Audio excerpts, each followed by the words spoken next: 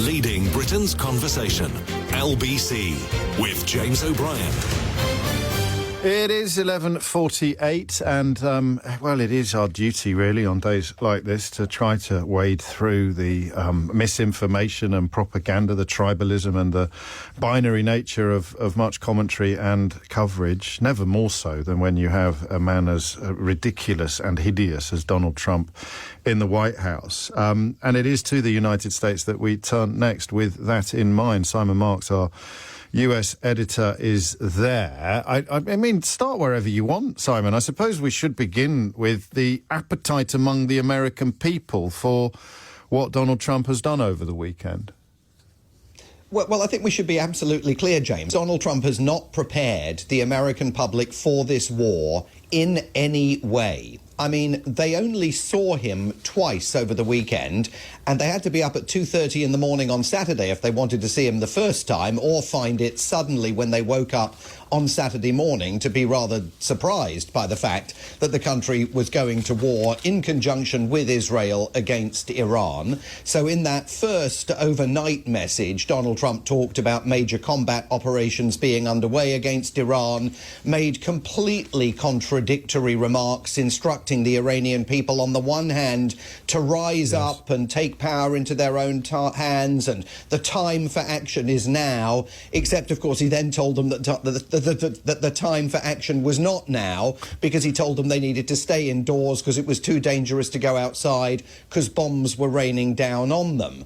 Then we didn't see anything of him until last night when he was departing Mar-a-Lago and heading back to Washington, D.C. He did engage in a handful of individual telephone conversations with hand-picked reporters here in Washington during the course of the day, in which again he offered completely contradictory storylines regarding the purpose, duration, intent of this war, and gave no indication that he's got any plan for the day after. I mean, he didn't even have a plan for the day of, much less the day after.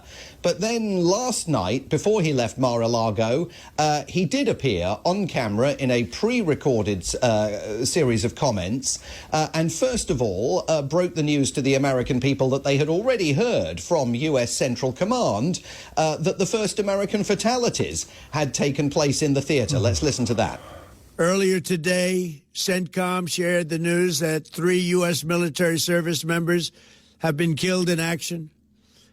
As one nation, we grieve for the true American patriots who have made the ultimate sacrifice for our nation.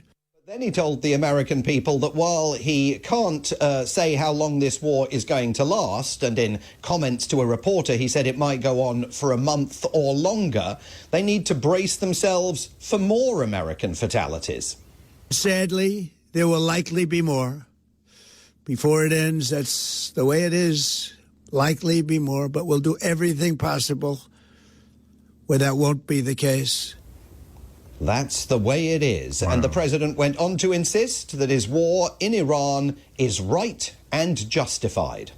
These actions are right and they are necessary to ensure that Americans will never have to face a radical, bloodthirsty terrorist regime armed with nuclear weapons and lots of threats. And that was it in terms of comments last night. He arrived back at the White House, walked into the building, didn't say anything to reporters. As we now know, he's given that unbelievable interview. I mean, except it's not unbelievable. We should be pricing all of this in now to the Daily Telegraph, once again flaying the Prime Minister, flaying the UK, even as British service personnel are putting their lives on the line for his war of choice in Iran. But he is facing incoming here in the United States, and it's coming, James, from his own core MAGA supporters, America First adherents, who are overwhelmingly telling him that they not only have no appetite for this war, but they believe that this is a U-turn, a massive U-turn by an American president they elected to disentangle America's military from forever wars and far-off entanglements in the Middle East about which the American public know very little. But this is a president who's just done nothing to condition the environment here to support this. And now we're seeing, I think, 3 US fighter jets that may have been brought down in Kuwait by friendly fire. There's no evidence here that the American public has the appetite for any of this, much less for a conflict that could last for a month. So here's the $64,000 question then. Why do you think he's done it? Well, I mean, as you and I have discussed, within the last week and weeks prior to that, this is a man in need of distraction, in urgent need of distraction. I mean, he's got fresh questions about the Epstein files besieging the White House. He's got the Supreme Court incinerating the tariffs that lie as the key pillar, not just of his trade, but also of his foreign and national security policies. He's got record low numbers in the approval ratings, and he's got an Israeli Prime Minister Benjamin Netanyahu and Crown Prince Mohammed bin Salman of Saudi Arabia saying, come on, mate, we've got to do this, let's give it a go. And it may well be that the Israelis outplayed him by launching the first airstrike and essentially forcing his hand. I mean, if you listen to what Omani negotiators who had been shuttling between the US and Iranian delegations in Geneva up until only Thursday of last week say, they indicate that the Iranians had given significant ground and that a possible compromise existed for negotiators, as they said they were doing, to take back to their respective capitals over the weekend to try and advance. But then whether it was the Israelis simply saying, right, we're going in right now and we're killing the supreme leader because we've got the opportunity, Donald Trump being cajoled into joining that or enthusiastically joining it, seeing that he had an opportunity here to play geopolitical 52-card pickup and hope without any kind of a plan that maybe the brute force of the American military and the Israeli militaries might deliver him a better situation that he's been in previously in Iran. I mean, I think it's for all of those many reasons that he decided to give this a go. What then would... Given, as you've established, that the justification for it is, at the very least, paper-thin, the support for it is almost non-existent, what would success look like from his point of view?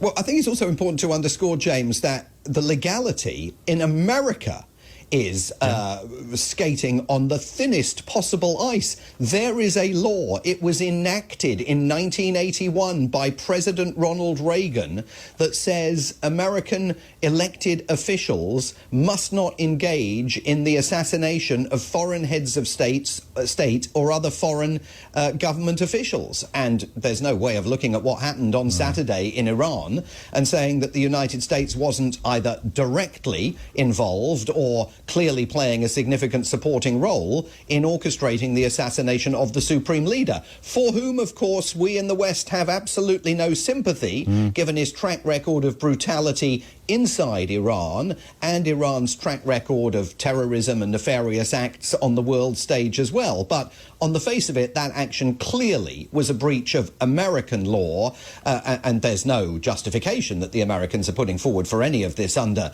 international law, in the same way as they ran roughshod over international law with the attack on Venezuela back in January. What does success look for him? I mean, in his description, a Pollyanna world in which the Iranian people, the families of demonstrators whose loved ones were cut down in their tens of thousands by Iran's Revolutionary Guard only within the last few weeks, those people go out onto the streets, put flowers into the rifles of the Revolutionary Guards, engage in a chorus of Kumbaya and say, let's all get together. Us, the security forces, the Revolutionary Guard, the army, will get together and will form a new government. I mean, that's the plan. And it's clearly not workable. No, I mean, I feel like Donald Rumsfeld contemplating known unknowns and unknown unknowns and known knowns. But, I mean, that question, as you will know, General David Petraeus posed it back in 2003 in Baghdad. Tell me how this ends. I'm going to play you a clip. Actually, I'm going to play you two. The first one you will be very familiar with, but I presume, and you can tell me afterwards, that this is going to be what's troubling the base. Our president will start a war with Iran because he has absolutely no ability to negotiate. He's weak and he's ineffective. So the only way he figures that he's going to get reelected, and as sure as you're sitting there, is to start a war with Iran. I mean, talk about projection, but more interestingly, Lindsey Graham, the South Carolina senator, who is one of the most, how could we put it, enthusiastic cheerleaders of Donald Trump, was asked a really I know you'll have heard this, but my listeners haven't heard it yet. Moving forward, in a social media post Sunday, President Trump wrote this, quote, "Hopefully the IRGC and police will peacefully merge with the Iranian patriots and work together as a unit to bring back the country to the greatness it deserves." Is hope the plan for the future of Iran? No, the future of Iran is going to be determined by the Iranian people. The new Iran, whatever it is, whether it's a cleric or a representative democracy, our goal is to make sure it cannot become, again, the largest state sponsor of terrorism. That's a win for us. But is there a plan to make sure that happens, Senator? Is there a plan? Does the president have a plan to guarantee that that happens? No, it's not his job or my job to do this. How many times do I have to tell you? Our job is to make sure Iran is no longer the largest state sponsor of terrorism, to help the people reconstruct a new government, no boots on the ground. We don't own, this idea you break it, you own it. I don't buy that one bit. It's in America's interest to make sure the Ayatollah is dead. He's dead. Whose job is it to have a plan? I mean, what he's saying there is our job is to scream fire in a crowded theatre. Yeah. And it's up to the theatre goers and the actors and maybe a little bit of theatre management then to figure out what to do about it. But we've done our job. We've screamed fire in a crowded theatre, and now we'll see where everything ends up. I mean, Lindsey Graham is increasingly a pastiche of himself. But, I mean, no sense of history. That reference to you break it, you own it, which, of course, is a rule that existed in a popular home furnishings shop here in the United States that was cited by Colin Powell when George W. Bush was considering invading Iraq in 2003. It was an admonition to President George W. Bush. You've got to remember, you break it, you own it. That's not an option. I mean, that is an inviolable rule here that they're completely disregarding. In the same way, by the way, as the president in that interview with The Telegraph, when he says on Starmer's refusal to allow British bases to be used for strikes against Iran, he says, that's probably never happened between our countries before.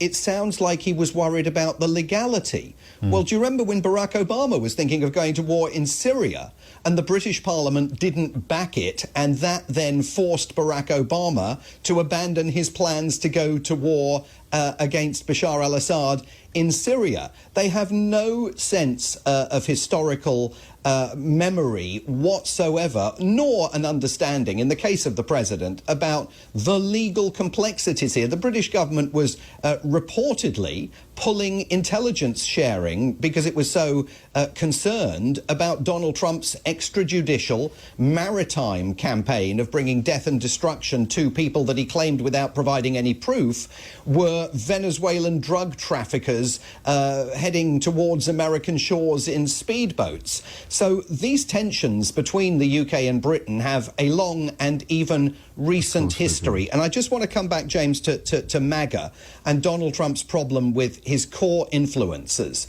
Tucker Carlson, the former Fox News host and now podcaster, who was in the White House only last week consulting with President Trump, is furious about this war on Iran and told an ABC reporter by phone over the weekend that he considers it absolutely disgusting and evil. That is the scale of the difficulty Donald Trump is waking up to here this morning domestically.